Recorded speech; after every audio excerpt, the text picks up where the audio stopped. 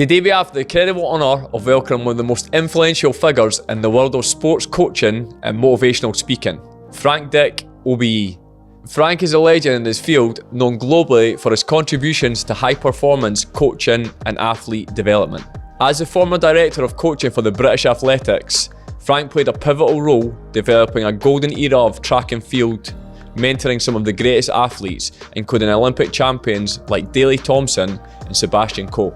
With a career that spans decades, Frank has been recognised with numerous accolades, including an award of the Order of the British Empire for his services to sport. His insights into what it takes to reach the top, his passion for development talent, and his enduring commitment to excellence makes him a truly inspiring guest for today's episode. So without further ado, let's dive into the incredible journey and invaluable lessons of Frank Dick. Hi Frank, thanks for joining us. You've got a wealth of experience. The first question I've got for you is, what inspired you to start your journey in sport? Well, to be absolutely honest, I was a skinny little guy at school. I went to Royal High School here in Edinburgh, and I was a skinny little guy, and I wasn't all that good at rugby, and I'd get knocked off my feet every 5 minutes. And it came to, I think it was the under-16 championships at school sports, and I ran in the half mile, as it was at that point. They weren't metric in these days. And I finished third. And I realised that I had a chance.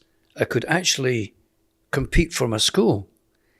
And there were two guys ahead of me. One was called Evan Cameron, who went on to be a very successful doctor here in Edinburgh. Another boy called Martin Emsley. And I knew that Martin also wanted to do the hurdles. So there's a competition coming up between high school and George Watson's, and I wanted to get into this team desperately. So I can't remember what I bought Martin or how I persuaded him, but eventually he agreed that he didn't like the half mile anyway. And so I got into the team. Right. I got into the team. I could wear my school vest and run for Royal High School. And I thought, well, this is it. You know, maybe this is going to make my journey through life a lot easier. And so I worked hard at it, and it worked out. And I remember the very first time I went to the Scottish Schoolboys course. A guy called Tony Chapman was the head coach at that point in Scotland. And I went through to Largs, Inverclyde at Largs. I remember going through the door, and this giant, Tony, came down the stairs, and my jaw dropped. Because everything that he said was something that I wanted to know, you know, explaining the biomechanics of movement and stuff. And so at that point, even though I was just an athlete, just starting off, I wanted to be a student of what was happening. And I think that's the golden thread that you need in life, that you start off wanting to be a student of what you're doing. And everything that you're doing is enriching your own belief in what you belong to. And that was it, really. In other words, I was wanting to be a coach before I was even an athlete. So what was your first step into coaching then? Well, again, it sounds really weird, this, but it's true. There was a guy called Eric Notariani, who was about 2 years behind me at school. And he wanted to be an athlete. Mm-hmm. And we used to train together, and I wrote his training programs for him when I was at school. Right. And I actually did it for 2 or 3 of the athletes when I was at school. Then I left. I wasn't all that bright, I'd have to say, at school. Didn't work all that hard. When you were writing them, was it trial and error, or were you studying in terms of... No, I was obviously leaning a lot on what I'd heard from people like Tony Chapman, you know. But if I just sort of leap ahead in the story, I wasn't too bright at school. I wasn't going to get to university. And a guy called Bob Hay here in Scotland, Edinburgh, got a hold of me. He was at George Heriot's. And he was at university by that time. He said, we'd like you to run for the university. I said, how am I going to do that? I can't get in. He said, we'll get you in. And he got me in as a non-matriculating student. Right. Coaching point to you guys out there. Think about that one. And what was the gold that came out of that? He said, Frank, you'll have to attend a few lectures, but you don't have to sit exams. Oh, really? That's a nice deal as far as I was concerned. So I really got stuck into that. And I was running for Edinburgh University. We went down to Loughborough for the UAU, University Athletics Union Championships. I finished second to a boy called Dave Johnson, who happened to room with a guy called Robbie Brightwell, who I knew when I was a junior athlete. Robbie was destined to be the captain for the UK team at the Tokyo Olympics. Right. And he said, "Why don't you come here?"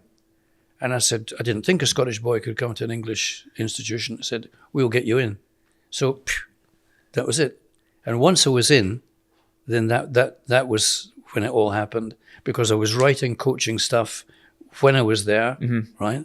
When I left the Loughborough, every Sunday night, because I was in charge of athletics for Worksop College, I wrote the program for every single athlete that was going to be running. The juniors, the middling guys, and the seniors. And I worked out who could train with who and so on. So, and again, you ask about influences. A guy called Fred Wilt wrote a magazine called Track Technique, right. How the Champions Trained. And I could see schedules that these guys were using. And I was trying to work out, how can I use these to influence the kids? And in other words, I realized from the beginning, one size doesn't fit all, and you have to adjust your knowledge to the people in front of you. Yep. And so this is all part of, just say, an ongoing student learning thing all the time. Jake Prosser and Jess Jarver did a magazine in Australia called Modern Athlete and Coach. Still exists, that magazine. Right. You know, I never met these two guys, but I wish I had, because they were a serious influence in my thinking. And I met Fred quite a few times. He was actually former FBI, Fred Wilt, by the way. I remember his address, 2525 Kickapoo Drive, Indiana. And so, yeah, I'm going on a bit here, but these, I was just so passionate about coaching from the beginning that I wanted to know everything that I could. And even now, I find myself learning all the time. This conversation, I'll walk away from here, and I promise you I'll have learned something from you. Hopefully good. Yeah. You've touched on it there. You said you were creating plans. How critical is having an effective plan for an athlete? Oh, absolutely. I mean, it's fundamental. Let me tell you something about planning, Kurt. A lot of people think you got to plan towards something. No, coaches plan backwards. You plan backwards from your goal. Where is it you're trying to get to? When I was doing stuff with Eddie Jones for the England Rugby coaches, and he introduced me to the staff for the first time. There were 25 people all sitting around the table. Remember, it was a Richmond Hotel in Richmond. And I said to them, what are we here for? And they said, well, we want to win the World Cup. I said, that's pretty good. And what does that look like? Said, what do you mean? Well, what do you have to do? Well, there's the All Blacks you have to deal with there, because you know where they are at the moment, and the Springboks. And I said, no, that's not a good answer. You're telling me that you think to be great in life is to be better than what excellence is like today. You've got to ask yourself, what will excellence look like on the 2nd of November, 8 o'clock in the evening, in the Yokohama Stadium in Tokyo, in Japan, and then be better than that. And so that is really the crunch part of planning, is where is it you're trying to get to? You might say, well, that's simply, Frank, just create a goal. But it's more than that when it comes to sport. You see, results in life are things over which you don't have total control. The only thing you have control over is your performance, right? And the question is, what's the performance that's going to give you that result, or a good shot at it, in this particular instance, on the 2nd of November at 8 o'clock in the evening? You've got to be thinking about that. And once you say, well, we've got to be this and this and this, what creates that? What are the components? What will it mean in terms of your strength? What will it mean in terms of your power? What will it mean in terms of your speed? What kind of endurance do you need? What about skills and so on? You've got to then say, coming back from the performance, what is it that creates that performance? Then, once you're clear about that, where do you have to be 6 weeks before that in order for that to happen, to make that step? And what about 6 weeks before that? And what about 6 weeks before that? Until you come all the way back to where we are right now. So you now know your next step and where it's going to go. And that's the key. That's absolutely the key to planning. So see on that, would you set targets? You talked about performance-based stuff. So would that be stuff that could control? So if you get the right training plan, they're going to be able to have the endurance, they're going to be able to have the strength. So would you set targets based on that in terms of, like, you must hit these milestones before you go into competition? Yeah. The most fundamental thing you can control are the basic skills, right? They've got to be brilliant from the very beginning. And never think that once you've learned them, you don't have to go back to them. Jack Nicklaus, the golfer, way back in time, some people would say even now was the greatest ever, even better than Tiger Woods. Every Christmas, he'd go back home to California and he'd get a hold of the pro coach, and his words, to realign his swing. Right. Now, this is the greatest golfer of the world. He surely knows how to swing a golf club by this time. But his point was, as you go through your life and competition and so on, the sharp edges get rubbed off. You know, you begin to build in compensations and so on. I'll come back, ask me about compensations a little bit later. You build in all of these compensations, and if you're not careful, the technique isn't pure anymore. Yeah. It could be, you've knocked it offline. Can you get it back in line? So when it comes to your basics, keep going back to them. Keep going back to them and reminding yourself what the basic skill is. But when I work with people like Boris Becker, he would slow the entire thing down for a good 20 minutes before any training session he was going to do on the court. He would slow the whole thing down, backhands off the baseline and so volleys. He'd practice them all just to make sure he's sharp. Then he could go into a competition situation, right? And so you don't. The control. I suppose you're sort of paraphrasing this yourself. You can only control the controllables in life. Yep. Don't waste your time worrying about all the other things. I mean, I'm reading a great little book at the moment about mastery, and what the author says the most fundamental point: stop worrying about what other people think about you, because you're not in control of that. Yeah. So you've opened up quite a can of worms here, Carl. Just how many uncontrollables are there out there that we waste our time on? Yep. And so it's important. Sit back. What am I in control of? I'm in control of my own performance. What are the things that will add to that? What are the things that will detract from it? Right? Young Scottish boy, I can't remember his name now. That's terrible. It's not my memory that's gone. I just can't remember his name for the moment. He wanted to swim for Great Britain in the Olympic Games in London, freestyle, 4x100 meters freestyle. And he went to see, he'd heard, of course, that Dave Brailsford and these boys in cycling, they were looking at the marginal gains. Yep. So he went to see them, and I think he asked one of the coaches, what kind of things do you do for them? So, well, we do lots of things. Well, tell me an example. Well, do you know we put vinegar on the spokes of the wheels? So what difference does that make? There's almost nothing. So he went home and he had to think about that, but that was a stone in his shoe. So he phoned him up and said, I don't get it. Why would you do something that does nothing? He said, I didn't say that. I said, almost nothing. And then what I do when I get a chance to speak to coaches, I put up a slide on this one, and I show them the 50 or odd bits and pieces that are the only components that are in performance at the end of the day, in human performance. And in each one of the little rectangles where I've got the words, each one of them is almost nothing. What we've got to learn to do is add them together so you've got a significant something. So we have to look for that. We also have to look at what are the things that are detracting from it. So I was doing stuff for Ferrari. Ross Brawn was the chief engineer at this point, and he got it into his head that we're wasting time in the pit stops. And so at that point, I think the fastest pit stop was something like 8 seconds, right?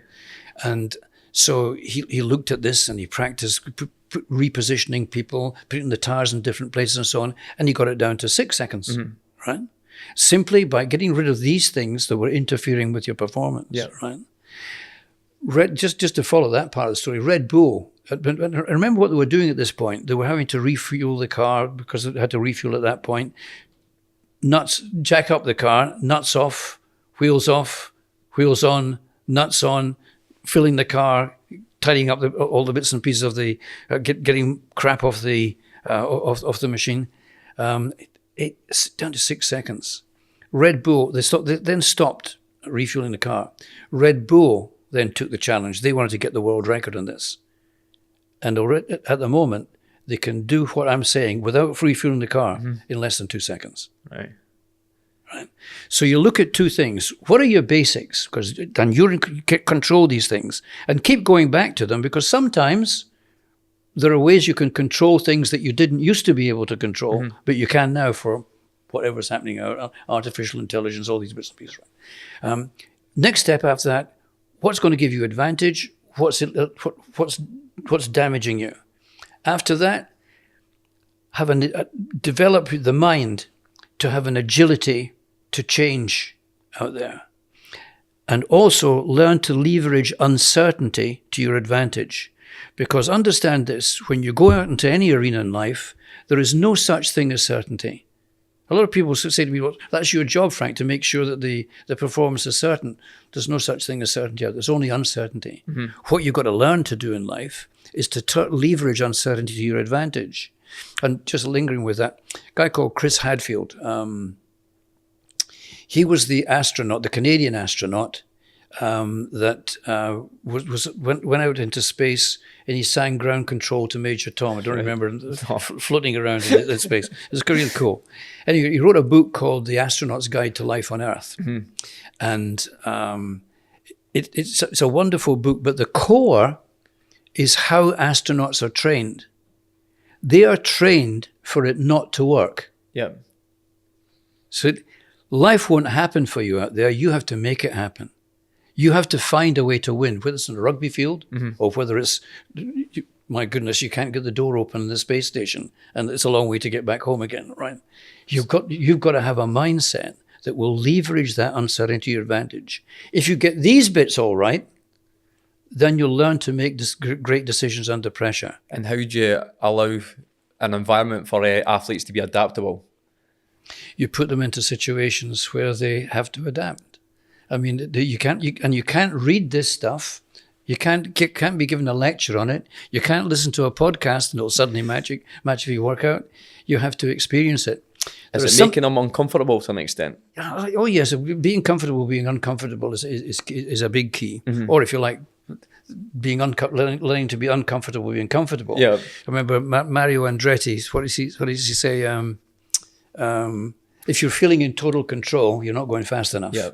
Right. So yeah, and coming back, there's some things in life you can be taught, the basics and so on. You can be taught all of these things. But there are other things in life you can only learn through experience. Yeah. Very active thing on your part. And so you have to get the experience. And probably the most important things that you learn through experience is how to make right decisions under pressure. Right? So let me give you an example. Jessica Ennis was, you don't remember Jessica, gold medal in the heptathlon in the Olympic Games. Well, her coach, Tony Minichiello, at that point, he got himself into a bit of trouble later in life, but let's get away from that. Things were going pretty well at that point. He used to phone me up and say, look, Frankie, I'm going to have, when I come back from this or that competition, can we have a quick cup of coffee in London and we can give me a bit of feedback? So, okay, sure. And so he went to Daegu the year before the Olympic Games, and she had a tough old competition. Javelin didn't go quite right and she finished second. So he came back home and he said, give me the call again. I said, yeah, let's. He said, what do you think, Frankie? I said, well, how can I argue with 4 lifetime bests under pressure over 2 days? 4 lifetime bests out of 7 events. He says, well, are you going to say but? I said, yeah, just a little one. When she had trouble with her javelin out there, what did she do? Well, she came across to see me and Mick Hill. He says, what did you do? I said, well, we told her what to do. He says, that's what you did wrong. He says, are you saying we gave her the wrong advice? I said, no, you gave her advice. That's wrong. He says, what do you mean? She's in trouble. I said, but she's got to learn how to solve the problems. How can anybody possibly learn to make decisions if you're constantly making the decisions for them? Now, it's a risk game. I get it, right? You don't put them in a situation where safety is threatened by not stepping in. But if it's a judgment call, if it's making a decision under pressure, they've got to be allowed to practice that. And you can't read a book to do that. You've got to actually be in there. Yeah. So the heart's pumping, the emotions are going, and you've got to call the shot. Mm-hmm. To be fair to him, in Istanbul, I think the year of the Olympics, I think the World Indoors was in Istanbul, and she had a problem with the long jump for the indoor pentathlon, doing indoor, and she turned to go and see him, and he walked out the stadium. Now, I'm not saying that gave her a gold medal, but all I'm saying is that we in life have got to learn to live in uncomfortable situations and solve the problem. What is useful, of course, Gar, is that when after you've had the event, Tony Minicello or Jess going out there, you've got to be able to come out and speak to somebody about that. Was there a better decision I could have made? And this is where coaches have got to learn to ask great questions. I mean, I'm not interested in coaches giving big answers. They've got to answer the right kind of question so that the person that you're coaching comes up with with the answers, because they're now solving the problem. They're actively involved in it. And what you mustn't do, I believe, what you mustn't do as a coach is make the whole thing a passive thing. I'm telling you what to do, go and do it, right? But what do you own at that point? Mm-hmm. The whole process that you drive as a coach, the whole process is about giving the athlete the opportunity to take ownership. Now, I used to get this wrong. A guy called Chris Moore, who went on to be Air Vice Marshal. He was the head of cybersecurity in the UK, a great guy. But I was doing this chat to some young pilots who were going to go off to, Afghanistan and so on, helicopter pilots. And he asked me to come in and speak to them. And I was in the middle of my presentation, I was talking about the importance of the leadership, giving ownership to the young people. And he pulled me to one side afterwards and said, Frank, ownership is not something you can give. It's something for people to take. Mm. And I think that was an important lesson I learned out of that. So it was me trying to influence the world. And he said... So how did you get the balance right between obviously going in and coaching, whether it's technique at the training field, and then being able to go into competition and just take a step back? Do you believe they should be prepared enough by the training? And then when they go into that competition, you just take a step back and then it's on them? Okay, I'm going to say something now, and I know you're going to get kickback from a lot of people out there. I think it's fundamentally wrong of what tennis is doing now. Mm-hmm. You can go and have a chat with your coach. That's wrong. If the coach has done the job... They should be ready. They should be ready. And ready to learn from experience, mm-hmm. right? Because this is the key stuff. If you think back to the days of Federer, when he was a young guy, I don't know if you remember, he was a bit of a badass, wasn't he? He lost it a few times. Uh-huh. How was he ever going to learn to get that right? Yep. You know? See, as a coach, you're actually a before and after, aren't you? You do the preparation to begin with, the right techniques, hopefully the right behaviours and bits and pieces, mm-hmm. but we'll come back to that one. You push them out there. They have the experience. But then there's the after. What have they learned from that experience? Yep. That's why it's so important that when you're doing a coaching session with people, you have what the military call, hot and cold debriefs. Now, I was doing that, but I didn't realise that was what it was called. What's a hot debrief? It's when people have just finished something, yep. right? They've come off the arena, their heart's still pounding, the sweat's on their brow, their brain's fizzing because of they've been out there. That's the time to find out how they were feeling, mm-hmm. you know? What was happening here? What was happening there? How did you feel there? How did you feel there? Because there's no time for them to work out a nice cosmetic thing that Frank would like to hear. Yep. You know, I'm getting honesty at this point, and I can coach that. Yep. I can coach that bit of behaviour. Then afterwards, the cold debrief is when you've got all the metrics, the analysis, mm-hmm. and so on. You can imagine Gregor Townsend with his analysts after a game, yep. going through point by point. Uh-huh. This 5 minutes, that 5 minutes. What was that player? Where was that? That you don't do that stuff immediately. Mm-hmm. Once you've got the metrics, then you do it then. But the immediate stuff, a lot of people really miss out on. And the number of times people will say to me, "Oh, well, their brain's too much into the. It's wrong to catch them that they haven't worked it out." I says, that's exactly why I want to ask them. Mm-hmm.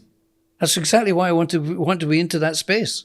I don't want them to have worked it all out at this point. They'll be doing all that working out with the analysts. Yep. Right. I want to know how you were feeling, and that, if you like, is the other big area. You spoke about the technical side, but the other thing you're trying to change with people is their behaviors. Mm-hmm. You know, how they can handle themselves under pressure, to make a decision under pressure.